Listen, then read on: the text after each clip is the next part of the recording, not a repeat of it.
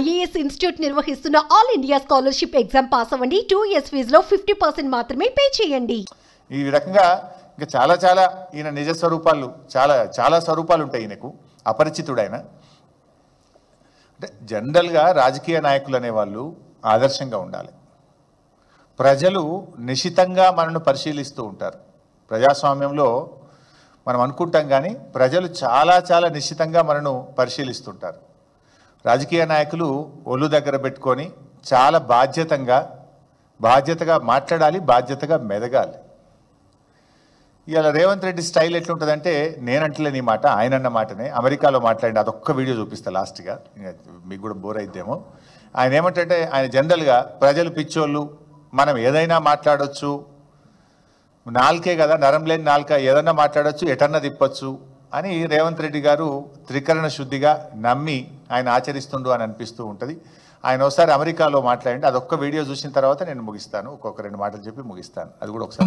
మా చేత మోసపోవాలని ప్రజలు కోరుకుంటున్నారు. సరే వాళ్ళని కోరుకున్నప్పుడు మాదే ఉంది, రోగి కోరుకున్నది అదే, డాక్టర్ ఇచ్చింది అదే అన్నట్టు ఉంది వ్యవహారం. మా చేత మోసపోవాలని ప్రజలు కోరుకుంటున్నారు. సరే వాళ్ళని కోరుకున్నప్పుడు మాదే ఉంది, రోగి కోరుకున్నది అదే, డాక్టర్ ఇచ్చింది అదే అన్నట్టు ఉంది. అంటే మోసం చేయడం మాకు అలవాటు, మోసపోవడం ప్రజలకు అలవాటు అని నిస్సంకోచంగా చెప్పిండు రేవంత్ రెడ్డి గారు. అది ఇక్కడ మాత్రం డబుల్ స్టాండర్డ్ లేదండి, ఉన్నది చెప్పినట్టు ఆయన మనసులో చెప్పిండు. దీని మీద మాట మార్చలే.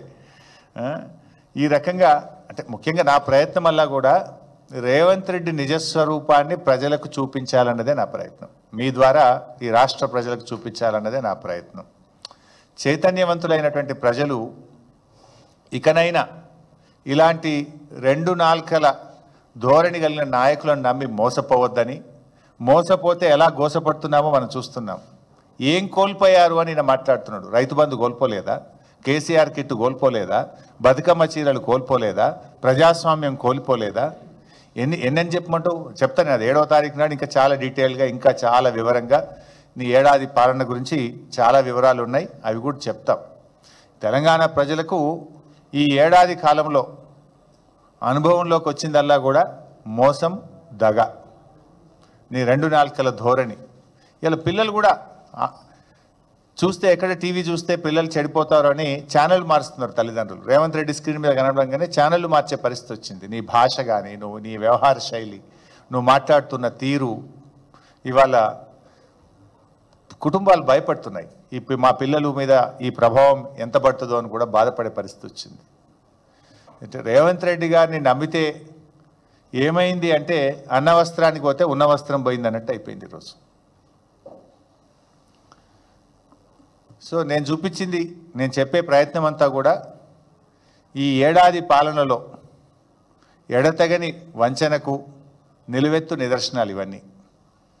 ఇది ఆత్మవంచన చేసుకోవడమే. ఒక నాయకుడు అనే వ్యక్తి ఏదైనా ప్రజలకు మాట ఇస్తే, ప్రతిపక్షంలో ఉన్నప్పుడు మాట్లాడితే దాన్ని నిలబెట్టుకునే ప్రయత్నం చేయాలి. ఇవాళ నీ మాటలే కదా, నువ్వు రెచ్చగొట్టే ప్రజల్ని నేను ఇది చేస్తా అది చేస్తా అని చెప్పి నువ్వు ఈ రకంగా అధికారంలోకి వచ్చినావు. కానీ ఇలా అధికారంలోకి వచ్చినాక ఎట్లా మాట మారుస్తున్నావో కూడా ఇలా రాష్ట్ర ప్రజలు గమనించాలని చెప్పి కూడా కోరుకుంటూ ఇంత ఓపికగా విన్నందుకు మీ అందరికీ ధన్యవాదాలు.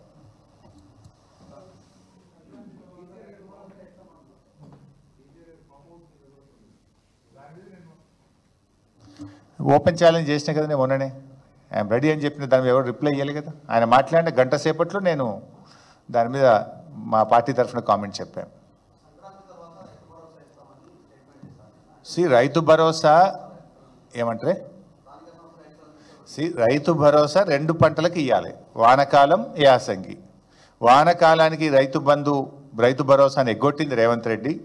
యాసంగికి కూడా కలిపి ఎకరానికి 15,000 రూపాయలు వానకాలం యాసంగి కలిపి ఇవ్వాలని బీఆర్ఎస్ పార్టీ డిమాండ్ చేస్తుంది.